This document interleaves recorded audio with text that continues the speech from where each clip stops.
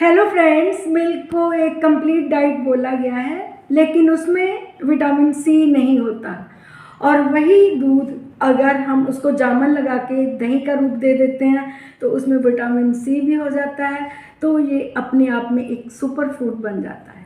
तो दही हमारी हेल्थ के लिए बहुत ही बेनिफिशियल है। योगर्ट, श्रीखंड, छाछ, बटर मिल्क, ये सभी इसी के ही प्रतिरूप माने जाते हैं। फ़र्क होता है तो लस्सी में अगर हम दही में पानी डाल के उसको मथते हैं तो वो छाछ यानी कि बटर मिल्क बन जाता है। और सर्वोत्तम दही डबल टोन्ड मिल्क का होता है, क्योंकि उसमें फैट की मात्रा बहुत कम होती है।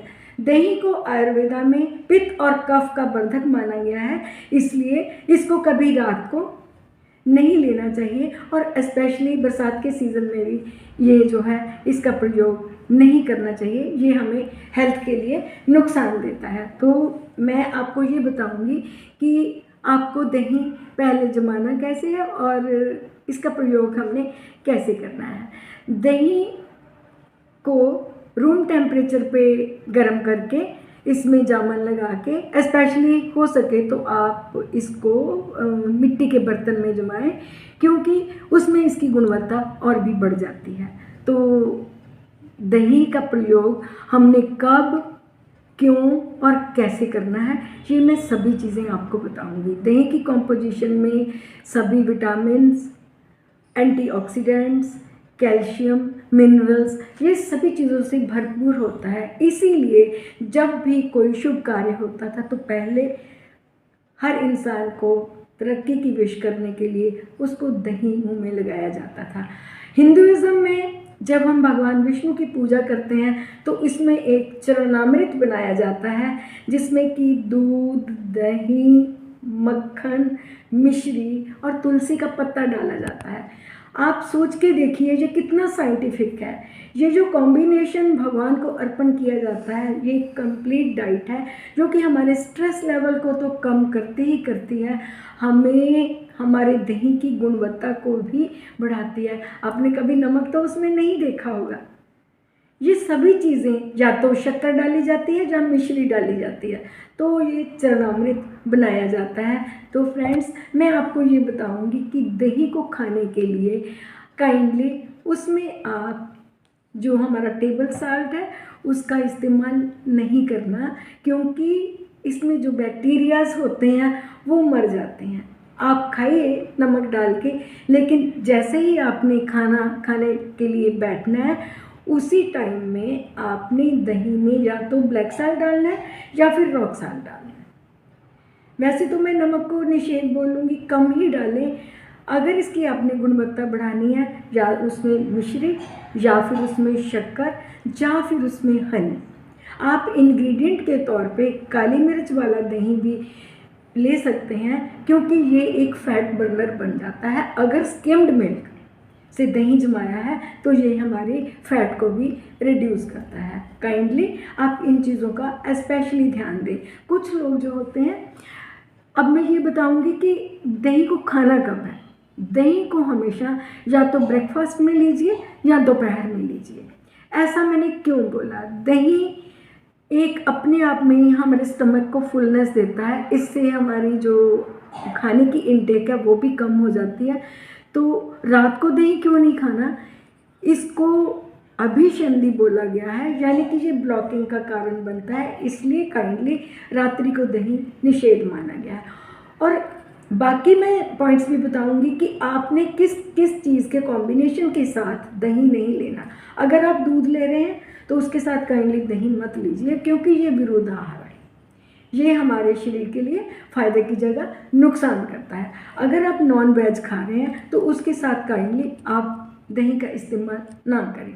नंबर 3, अक्सर हमने देखा है कि हम बूंदी बनाते हैं, जिसको पकौड़ियाँ भी कहते हैं, वो दही में डाल के बड़े हम शौक़ से खाते हैं। नहीं खाना, क्योंकि उसमें फ़ैट की मात्रा ज़्यादा हो जाती है, इसलिए वो आपको फ़ायदे की जगह नुकसान देता है।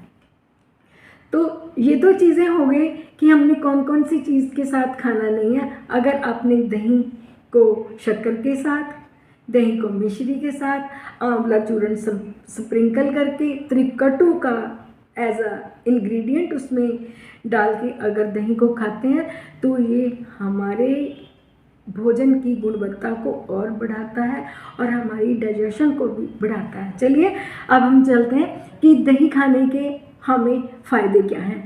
दही हमारी बॉडी के अंदर गया हुआ तो फ़ायदा करता ही है, अगर हम इसको एक्सटर्नली भी यूज़ करते हैं तो ये हमारे लिए बहुत ही ज़्यादा बेनिफिशियल है। सबसे पहले प्रयोग करेंगे इसका स्कैल्प पे। अगर किसी को डैंड्रफ हो गई है तो हम अगर स्कैल्प पे इसको मसाज करते हैं और उसके बाद में वॉश करते हैं तो ये एंटी डैंड्रफ वर्क करता है। अगर स्किन पे इसका प्रयोग किया जाए तो ये हमारी स्किन के टेक्सचर को अच्छा बनाता है। इसके साथ साथ अगर हम इंटरनली लेते हैं तो ये हमारी इंटेस्टाइनल हेल्थ को इम्प्रूव करता है।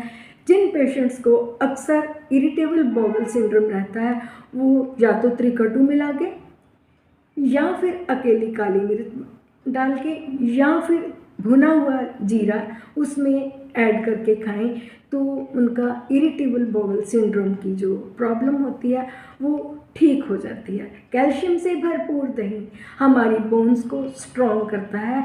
जो लेडीज़ मीनोपॉज में चली गई हैं उनके लिए दही एक वरदान से कम नहीं है, क्योंकि ये हमारी बॉडी की वेजाइनल जो ड्राइनेस है उसको ख़त्म करता है। इसके साथ एंटीऑक्सीडेंट होने के कारण ये हमारी एजिंग प्रोसेस को रोकता है और इसके साथ साथ एंटीऑक्सीडेंट होने के साथ जो हमारा मेंटल स्ट्रेस है उसको भी ख़त्म करता है। क्योंकि जब अक्सर हम अपने एग्ज़ाम देने के लिए जाते थे तो हमारे मदर्स हमें दही में शक्कर मिला के 1 चम्मच देते थे।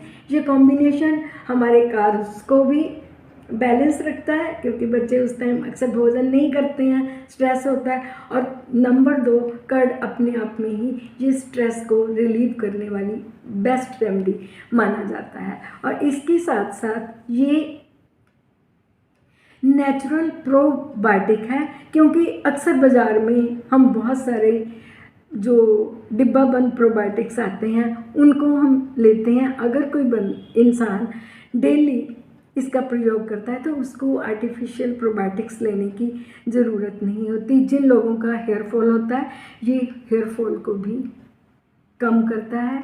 जिनको स्प्रो की प्रॉब्लम जिनको संग्रहणी की प्रॉब्लम है, अगर वो इसका प्रयोग करते हैं तो संग्रहणी नहीं हो पाती, उसके लिए भी ये बेस्ट है।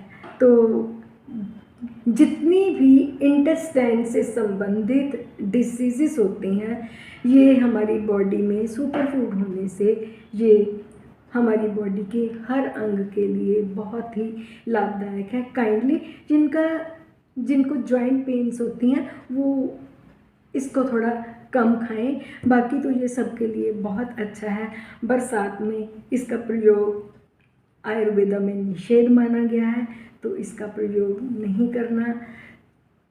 थोड़ी थोड़ी मात्रा में अगर हम कोई भी चीज़ का इस्तेमाल करते हैं तो उसके फ़ायदे हैं, अगर एक्सेस में जाएंगे तो इसके नुकसान हैं। तो काइंडली कोशिश कीजिए अपने फूड में दही को विदाउट साल्ट यूज़ करना है।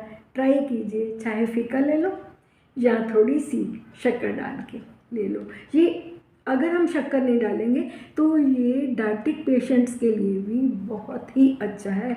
ये हमारे हार्ट की हेल्थ के लिए भी, जो स्किम्ड मिल्क से बनाया जाता है, ये एक हार्ट टॉनिक का भी काम करता है क्योंकि कोलेस्ट्रॉल नहीं बढ़ने देता और इसके साथ साथ ये बीपी को भी कंट्रोल करने में सक्षम है। तो फ्रेंड्स, आज की जानकारी आप सभी के लिए, क्योंकि गर्मी का मौसम चल रहा है तो मेरी रेंज उन प्रोडक्ट्स पे है जो गर्मी के मौसम में अक्सर हम खाते हैं और हमारे मन में भ्रांतियाँ होती हैं कि हम लें या ना लें।